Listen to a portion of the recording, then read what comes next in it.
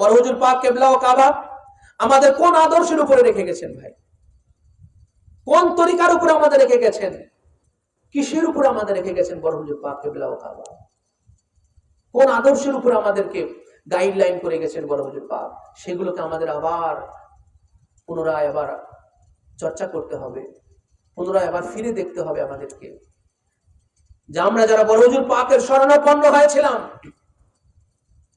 আমরা যারা বড় হুজুর পাকের দ্বারস্থ হয়েছিলাম, আমরা যারা ওনার দাসদের বায়াত হয়েছিলাম, উনি আমাদের কোন আদর্শের উপরে আমাদেরকে গাইড করেছেন, কিসের দিক নির্দেশনা আমাদেরকে দিয়েছেন, কোন অবস্থানের উপরে আমাদেরকে রেখে গেছেন, এগুলো কিন্তু আমাদের চিন্তা ফিকিরের ব্যাপার।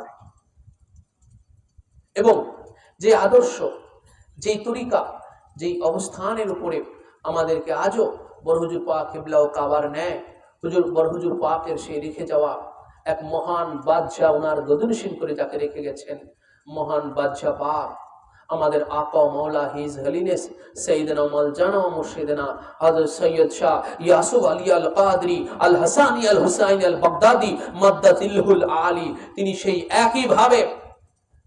একইভাবে আমাদেরকে তিনিও গাইড করে চলেছেন, আমাদেরকে পরিচালনা করতেছেন। তো এই পরিচালনা আমাদের বুঝে নিতে হবে যে আমাদের কি দিয়ে কিসের উপরে আমাদেরকে পরিচালনা করতেছেন ওনারা। ভাই, আমরা যখন মুহররম মাস আসে, আমরা মুহররমে মাতম পাক করি, মাজলিস পাক করি, আমরা আশুরার দিনে মিছিল পাক করি কিনা বলেন? এগুলো কার পরিচালনায় আমরা করি?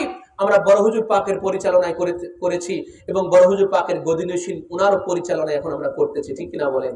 এগুলোকে আমরা নিজেরা করতেছি না ওনাদের পরিচালনায়? বলেন, কাদের পরিচালনায়? ওনাদের পরিচালনায় আমরা করতেছি।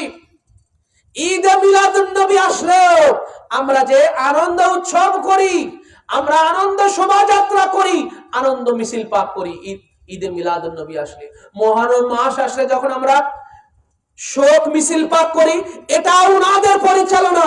আবার ঈদে মিলাদুন নবী আসলে আমরা আনন্দ মিছিল পাক করি, এটা ওনাদের পরিচালনায় আমরা করি, ঠিক কিনা বলেন? ওনাদের পরিচালনায় আমরা করি, ওনাদের দিক নির্দেশনা, ওনাদের গাইডলাইনে কিন্তু আমরা করে থাকি। তাহলে ওনারা আমাদের কিসের উপরে দেখেন গাইডলাইন করতেছেন, কিসের উপরে পরিচালনা করতেছেন? 13 রজব আসলে এই খানদান পাকের প্রত্যেকটা কেন্দ্রে কেন্দ্রে, মসজিদ পাকে, প্রত্যেকটা খানকা পাকে 13 রজব পাকে মওলাই কায়নাত পাকের বিলাদত পাকের জিকির হয়। সুবহানাল্লাহ বলেন। এটা কার পরিচালনায়? হুজুর পাকের পরিচালনায়। যখন 20 রমজান পাক আসে, আমরা মওলাই কায়নাত পাক শেরে খোদার শাহাদাত পাকের জিকির করি।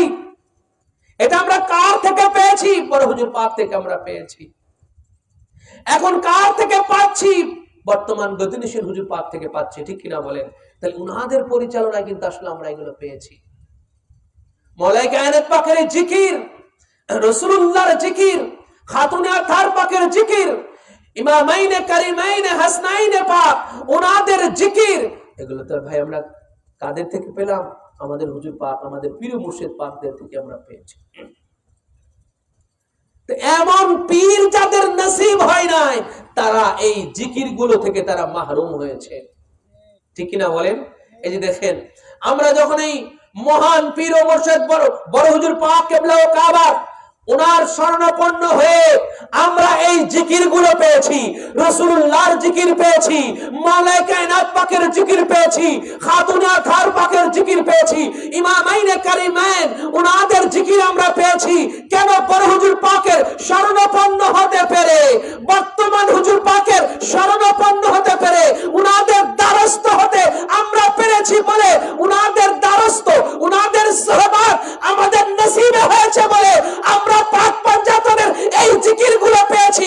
যাদের নসিবে হয় নাই, উনাদের শরণাপন্ন, উনাদের দ্বারস্থ, উনাদের সোহবত যাদের নসিবে হয় নাই, তারা কিন্তু এই জিকির গুলো থেকেও তারা বঞ্চিত হয়ে গেছে, ঠিক কিনা বলেন?